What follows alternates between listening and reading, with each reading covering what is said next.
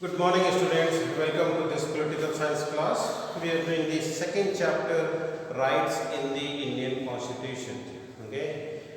Now it's a very special section in this chapter because few terms have been used. In fact, not terms, these are names of writs, W-R-I-T-S. What are writs? Writs are special orders given by the court.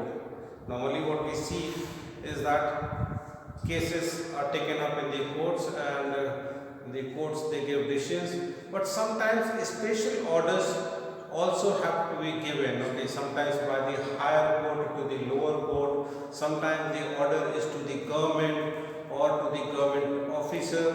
Okay, so these are different orders. We will see what these different orders are. So first let us understand what writs are. Writ are special orders issued by the courts. तो ये जो new terms हैं legal terms, many a times you see it in the constitution, these words you come across. Okay, because I told you the democracy, the origin of democracy took place during the Greeks and Roman Empire, and there the language used is different. Latin was used then, so most of these words are in Latin. Then some words have been adopted from the French after the French Revolution, some from the America. So obviously some names are not really just can't make out from the word what this means. Those are not English words, that is what I mean.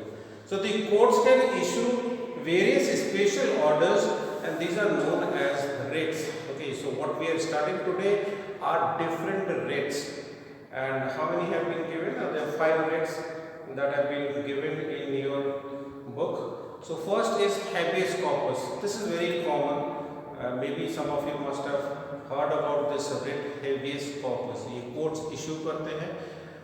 You also have to understand the context. Okay, I'll give you examples to make you understand कि ये writs क्यों issue करने की ज़रूरत पड़ती है. Sometimes a person might go missing. Okay, police आई, किसी को पकड़ कर ले गई, and then a person has got a right that he should be presented within 24 hours in front of the magistrate. किसी कोर्ट में अगर पुलिस किसी को अरेस्ट करती है तो उसे कोर्ट में 24 आवर्स के अंदर उसे पेश करना ज़रूरी है. 24 आवर्स से ज़्यादा वो अपने पास उसे नहीं रख सकते हैं. They will have to take permission from the court. Court में ले जाकर बताना होगा कि इसने क्या गलत किया है, हमने इसे क्यों अरेस्ट किया है. But sometimes the police does not do it. Okay, कई बार वो ऐसा नहीं करते हैं. एंड ऐसे केसेस में क्या राइट्स रह जाता है. सो दिस हैबियस कॉर्पस, इसे यूज किया जा सकता है. One can approach the court and say that so and so person was arrested by the police on so and so date and we don't know where he is, why the police is not presenting. So the court will order habeas corpus to the police. तो ये order किसको जाएगा? ये order जाएगा court से police को to present that person in the court. Okay, तो court में किसी को प्रेजेंट करने के लिए, किसी को पेश करने के लिए ये रिट इशू की जाती है बाय द कोर्ट. तो अगर कोर्ट चाहता है कि so and so person should be presented in the court, उसे कोर्ट में लाके पेश किया जाए, तो ये हैबियस कॉर्पस की रिट इशू की जाएगी. So a writ of habeas corpus means that the court orders that the arrested person, जिसे पुलिस ने पकड़ा है, अरेस्ट किया है, should be presented before it. Rule है 24 आवर्स के अंदर करना चाहिए प्रेजेंट. अगर नहीं किया है तो फिर कोर्ट ऑर्डर इशू करेगा एंड रिट इशू करेगा, and that writ will be called habeas corpus. It can also order to set free an arrested person.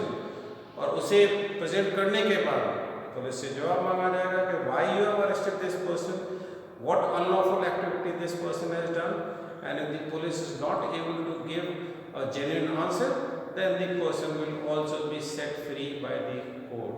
Okay, तो जिसे पुलिस ने अरेस्ट किया है, गलत तरीके से अरेस्ट किया है, रूल्स एंड रेगुलेशन को फॉलो नहीं किया है, ऐसे पर्सन को फिर court he will be set free. तो पहले तो उसे प्रेजेंट किया जाएगा एंड वहाँ पर जब वहाँ पता चलेगा कि why and how he has been arrested, अगर रीजंस जेन्युइन नहीं है, सही नहीं है, then that person will be set free. तो ये हैबियस कॉर्पस बहुत इंपॉर्टेंट है.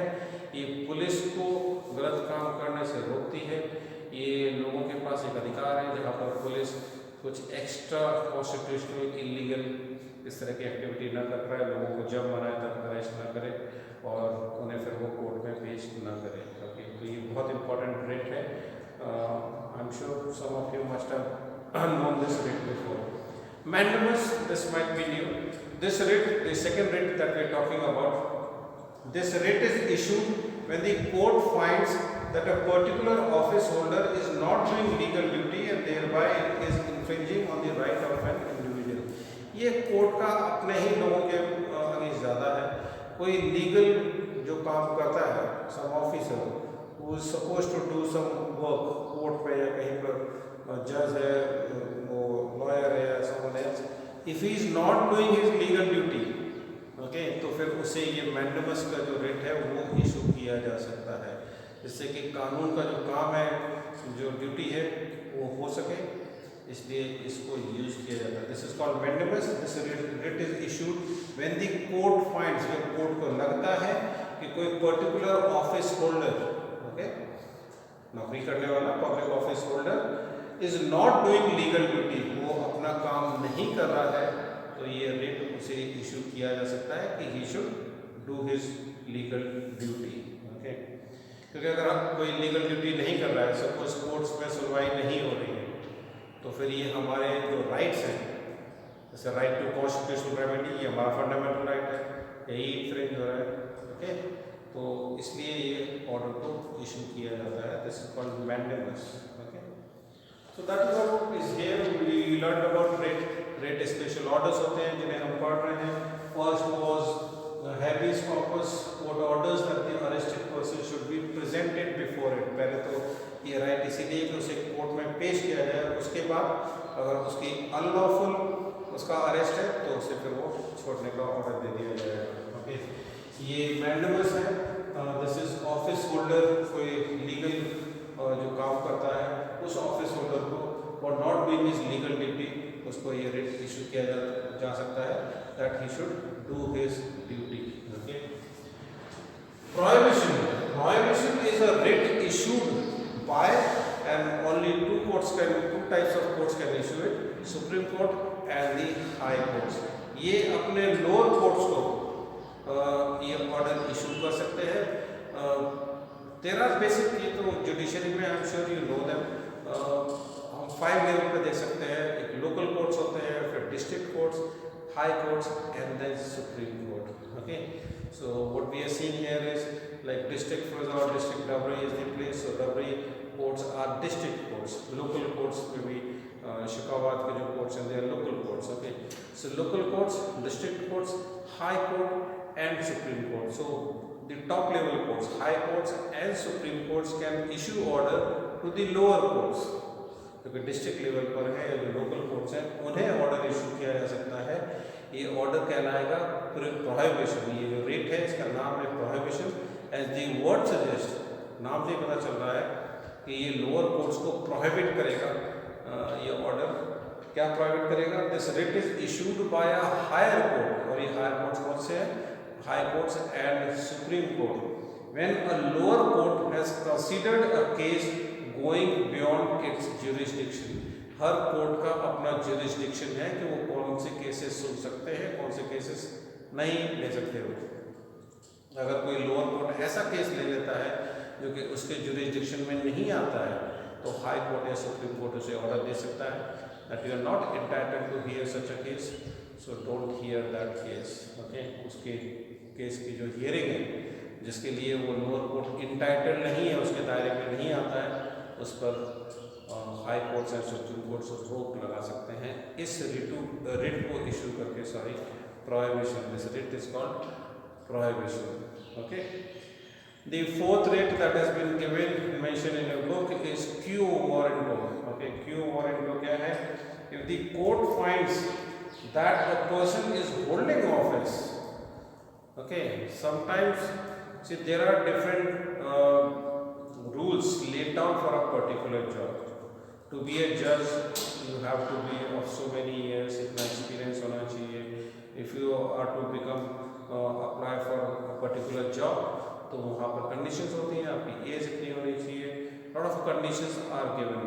Okay, suppose a person, okay, किसी ऑफिस, किसी जॉब के लिए suppose the minimum age is 25 years, and if a person of below 25 years happens to join that post, obviously वो गलत है. ओके, तो ऐसा कई बार होता है that some government official, he is holding an office but he is not entitled to hold that office. Okay, ऐसे बहुत सारे सिचुएशंस होते हैं जहाँ पर कोई पर्टिकुलर जॉब है, उसके पास गवर्नमेंट का कोई ऑफिस, वो काम कर रहा है, but he is not entitled to it, उसे वो काम नहीं करना चाहिए. So if the court finds that a person is holding office but is not entitled to hold that office, okay, I hope you understand me. Languages, these are legal languages, that is why they are written in such a way. Holding office, you understand, किसी भी कहीं पर भी नौकरी करना, that is called holding office. तो अगर कोई ऐसी नौकरी कर रहा है जो नौकरी करने का उसे obviously he is not allowed, in that case court क्या करेगा? Court will issue a writ of quo warranto prohibiting, restricting that person, okay, from acting as an office holder. Okay, so somebody who is working as a DM but probably is not entitled to work as a DM, तो फिर उसके पास court का order आएगा ये, which is called quo warranto, that you are not allowed to hold that office anymore.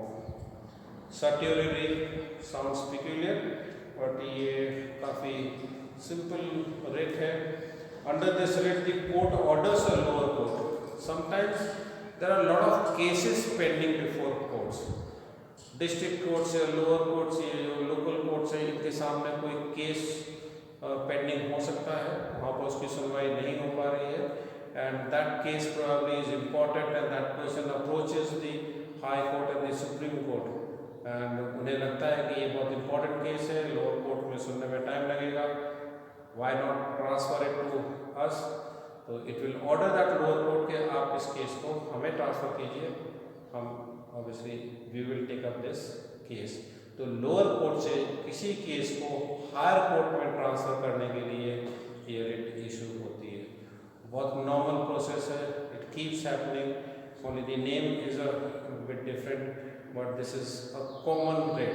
Okay, this writ of सर्टिorari, and this means that the higher court issues an order, issues a writ to the lower court to transfer a case pending before it. उस case को आप transfer करने के लिए कहते हैं जिसकी सुनवाई उस लोअर कोर्ट में नहीं हो पा रही है. Okay, so under this writ the court orders a lower court or another authority, में भी कहीं और CBI या कहीं और भी हो सकता है इस तरह का case, to transfer a matter pending before it to the higher authority or court. Okay, so these are 5 different writs we saw. Habeas corpus बहुत common है, certiorari बहुत common है, and I don't know, these two are used very commonly, habeas corpus and certiorari. Others are also used, but if I have to point out कि इन 5 में से कौन से 2 सबसे important है, then these are habeas corpus and certiorari, which you must know because these are used very commonly. Okay, ये police atrocities अलग अलग जगह पे हर बार देखने को मिलता है, and court takes the help of this habeas corpus, जहाँ पर पर्सन को प्रेजेंट करने के लिए ऑर्डर दिया जाता है, वो है habeas corpus.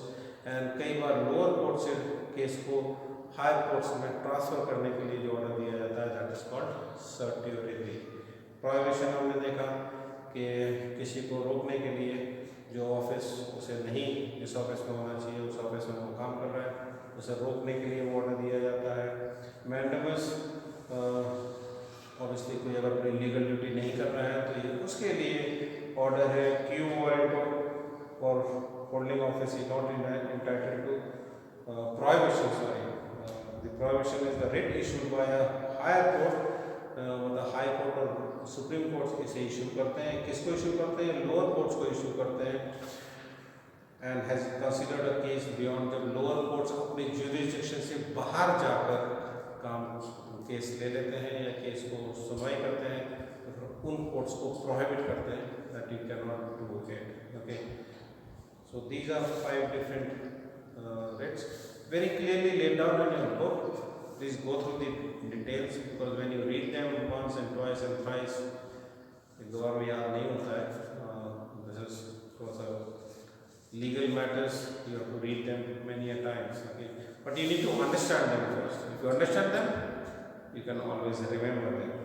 Apart from the judiciary, many other mechanisms have been created in later years for the protection of rights. ये लोगों के rights की हम बात कर रहे थे. हम right to constitutional remedies की बात कर रहे थे, और उसी में हमने ये पढ़ा कि ये rates, ये courts को ऐसे special orders देने का अधिकार है. लोगों की ये फंडामेंटल राइट्स को प्रोटेक्ट करने के लिए ही बेसिकली ये rates बने हैं. ओके, एंड जुडिशरी के अलावा और भी ऑर्गेनाइजेशंस हैं जो कि लोगों के फंडामेंटल राइट्स को प्रोटेक्ट करते हैं. इसमें ह्यूमन राइट्स कमीशन का बहुत इंपॉर्टेंट रोल है. These institutions protect the rights of women, minorities, Dalits. Besides, the Human Rights Commission has also been established by law to protect the fundamental and other basic rights. तो ये human rights हम देखते हैं, international human rights commission है, amnesty international है, human rights watch एक organisation है. ये इंटरनेशनल सीन पर काम करते हैं. देखते हैं कि कहीं अलग अलग कंट्रीज में ह्यूमन राइट्स वायलेशंस तो नहीं हो रहे हैं. ऐसे ही एक ऑर्गेनाइजेशन इंडिया की भी है.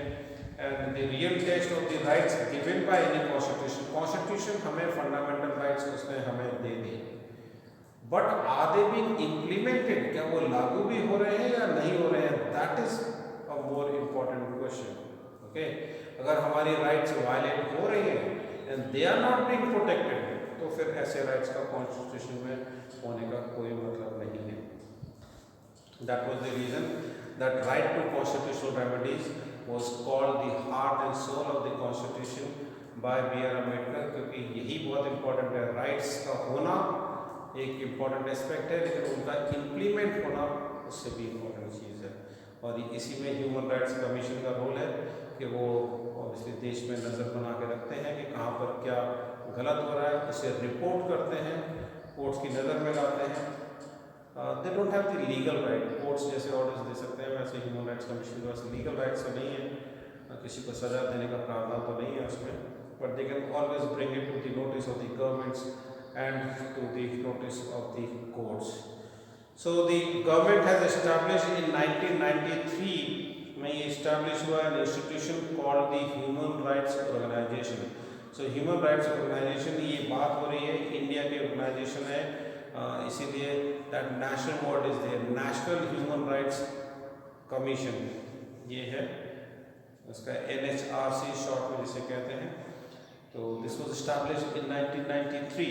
The national human rights commission is composed, इसमें कौन कौन होते हैं? Is composed of a former chief justice of the supreme court of India, and again इसमें एक फॉर्मर जज भी होते हैं सुप्रीम कोर्ट के. तो एक chief justice, farmer means retired chief justice जो है सुप्रीम कोर्ट के, उनके अंडर में ये कमीशन रहती है.